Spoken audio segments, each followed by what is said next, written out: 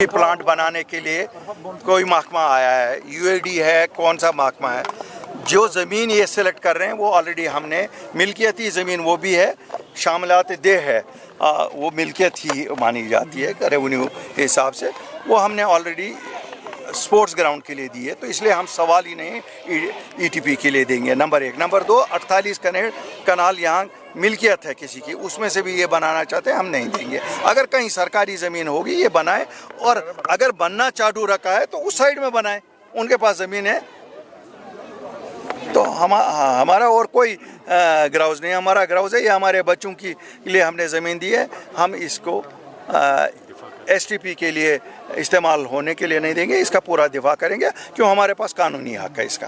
Sir, Amity school की बात भी हम करें तो वहाँ पे बच्चे अपना केस खुद लड़ रहे हैं इसी ग्राउंड की वजह से, तो क्या वहाँ पे कोई इक़दाम उठा? कहाँ?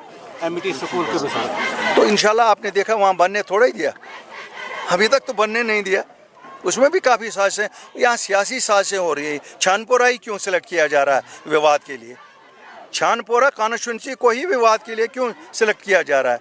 क्यों यहाँ के ही बच्चों को खेल कूद के मैदानों से फारिग किया जा रहा है? ये एक विवाद है, मुझे पता है, ये एक पॉलिटिकल कॉन्स्पायरेसी के तहत निशाना बनाया जा रहा है इसी कॉन्स्टिट्यूंसी के प्ले ग्राउंड्स को, ताकि हमारे बच्चे ड्रग्स की तरफ लगे, दूसरी चीज़ों की तरफ लगे। लेकिन छानपोरा के गयूर अवाम से मैं ये कहना चाहता हूँ कि हम किसी की साजिश भी नहीं कामयाब होने देंगे।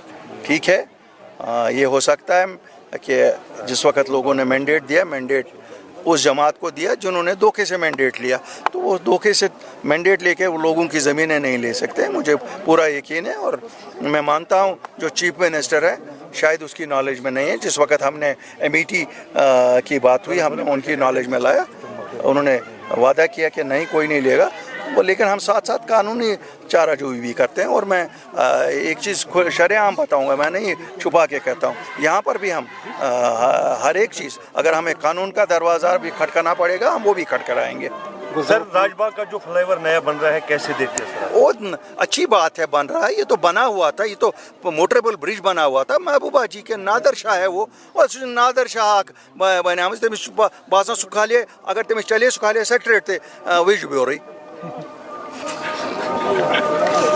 हाँ सुखालिए वेज ब्योर सेक्रेट सुखालिए सोरे के तम ना दरपदर कर बट मालने वल सारी तमन दुकानदारन वन तह बिजनेस कुन तम कर ना पान चौक वल कन वल तम कनवान कर बंद, ये तिहद बच्चे वन क्या वन बह। सर, शराब पर काफी ज्यादा अभी सियासत हो रही है, उसमें अभी शराब पे पाबंदी लगनी चाहिए, बिल्कुल पाबंदी लगनी चाहिए।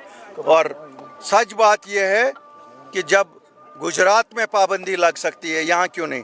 टूरिस्ट को आपने देना है, परमिट दे दो, एयरपोर्ट पे बेचो, आप वहाँ बेचो, रेलवे स्टेशन पे बेचो टूरिस्ट के लिए, वो टूरिस्ट की टिकट पे उसको मिले, आप बस स्टैंड के पास उसको बेचो, लेकिन शराब पे पाबंदी लगनी चाहिए।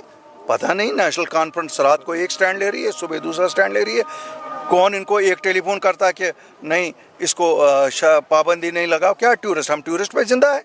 कौन कहता है हम टूरिस्ट पे जिंदा है? हम अपने ईमान से जिंदा है, और पहले हम मुसलमान हैं, उसके बाद हम अपना बिजनेस देखते हैं।